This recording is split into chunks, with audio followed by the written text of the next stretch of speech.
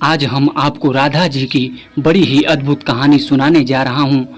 तो चलिए इस कथा के माध्यम से जानते हैं कि राधा जी की मृत्यु कैसे हुई थी। अगर आप इस कथा को सुन रहे हैं तो पूरा सुनिएगा। इस कथा को आधा अधूरा छोड़कर जाने की गलती मत करिएगा, क्योंकि इस कथा को पूरा सुनने से मनचाहा फल की प्राप्ति होगी। इसलिए इस कथा को पूरा सुने। अगर आप भी मेरी तरह राधा रानी के भक्त हैं तो राधा रानी का अनादर ना करें। आज के समय में प्रेम का उदाहरण और प्रतीक राधा कृष्ण के स्वरूप को माना जाता है। राधा कृष्ण के प्रेम की अटूट कहानी पूरी दुनिया में मशहूर है। भले ही राधा कृष्ण का मिलन नहीं हो पाया, परंतु आज भी दुनिया उन्हें प्रेम के प्रतीक के रूप में पूजती है और राधा कृष्ण की जोड़ी को दुनिया की सबसे अच्छी जोड़ी मानती है। शिव पार्वती और राधा कृष्ण केवल यही दोनों ही एकमात्र ऐसी जोड़ी है जो कि प्रेम का सच्चा उदाहरण प्रस्तुत करती है। राधा कृष्ण की जोड़ी ही एकमात्र ऐसी जोड़ी है जिन्होंने पूरी दुनिया को प्रेम के वास्तविक अर्थ के बारे में समझाया है। इन्हें त्याग और बलिदान के नाम से भी पूरी दुनिया पूजती है। इनके जीवन में कभी भी एक दूसरे से मिलन लिखा ही नहीं था।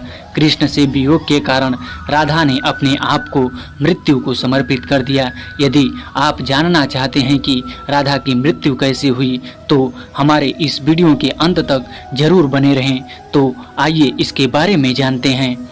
वैसे तो राधा कृष्ण का प्रेम अटूट और अमर है। आज भी लोग इनकी प्रेम कहानी का मिसाल देते हैं। भले ही वे दोनों एक ना हो सके, परंतु फिर भी इनके बीच प्यार बरकरार रहा। राधा और कृष्ण एक दूसरे से तब बिछड़ते हैं जब मामा कंस द्वारा श्री कृष्ण और बलराम को मथुरा बुलाया गया था।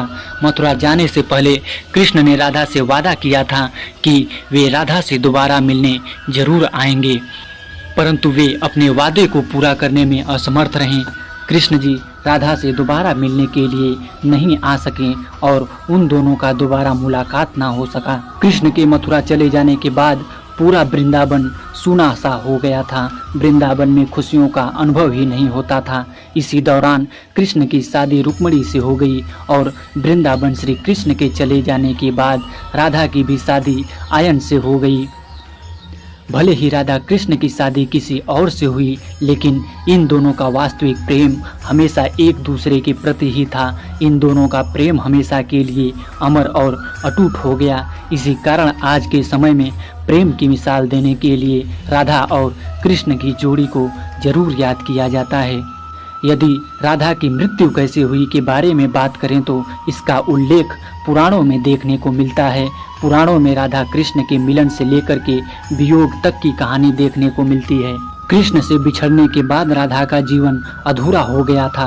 वे अपना जीवन ऐसे व्यतीत करती थीं जैसे कोई मछली बिना जल के हो। राधा ने अपना पूरा जीवन कृष्ण के प्रेम को समर्पित कर दिया था। जब कंस द्वारा कृष्ण और बलराम को मथुरा बुलाया गया तब वह समय राधा और कृष्ण का अंतिम मिलन था। दोनों की बिछड़ने के बाद कृष्ण की शादी रुक्मिणी से हो जाती है और राधा की शादी अयन नाम के एक व्यक्ति से होती है। राधा की शादी होने के बावजूद भी राधा कृष्ण के प्रेम की दीवानी थी। अंत समय में जब राधा कृष्ण से मुलाकात करने के लिए द्वारका पहुंचती हैं तो वह समय राधा की मृत्यु की कहानी से जुड़ा हुआ है।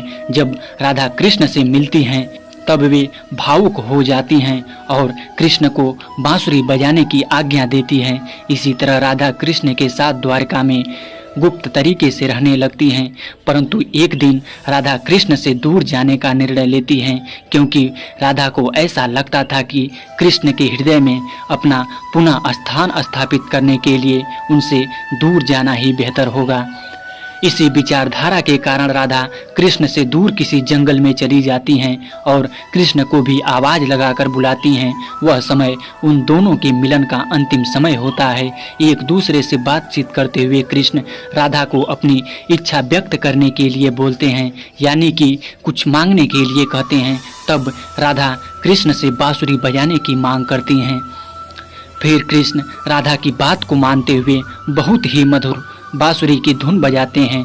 तब राधा कन्हैया की बांसुरी की मधुर धुन को सुनकर अपने आप को समर्पित कर देती हैं। बांसुरी की मधुर धुन सुनते सुनते राधा अपने शरीर का त्याग कर देती हैं और फिर उनके प्राण कृष्ण में ही समा जाते हैं। इस तरह राधा कृष्ण का प्रेम अमर हो गया, परंतु कृष्ण राधा के वियोग को सहन ना कर सके और वे भी राधा की याद में और प्रेम की प्रतीकात्मक अंत के रूप में अपनी बांसुरी तोड़कर फेंक दिए।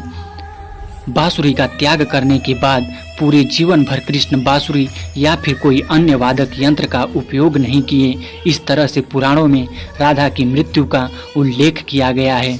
आज भी कृष्ण से पहले राधा को याद किया जाता है, इसलिए तो राधा कृष्ण बोला जाता है। आज इस वीडियो में हमने आपको राधा की मृत्यु कैसे हुई के बारे में पूरी जानकारी दी। वीडियो पसंद आए तो उसे लाइक और शेयर जरूर करें। वीडियो से संबंधित कोई भी सुझाव हो तो हमें कमेंट में जरूर बताएं। इस वीडियो में बोलते समय कोई त्रुटि हुई हो तो मैं क्षमा चाहता हूं।